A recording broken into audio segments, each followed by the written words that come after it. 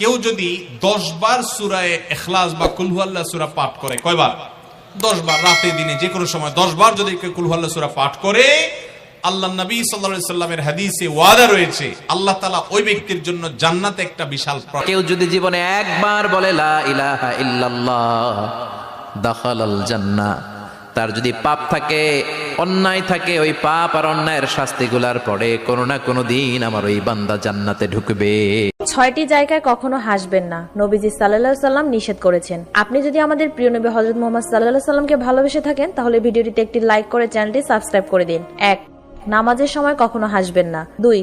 কবরস্থানে হাসবেন না। 3. মোনাজাত ও দোয়া করার সময় হাসবেন না। 4. অসুস্থ ব্যক্তিকে দেখতে গেলে হাসবেন না। 5. কারো চেহারা খাটো বা লম্বা দেখে কখনো হাসা যাবে না। 6. ইবাদত নিয়ে কখনো হাসি বা ঠাট্টা করবেন না। আল্লাহ তাআলা আমাদের সবাইকে বুঝার তৌফিক দান করুক। কমেন্টে সবাই আমিন লিখুন।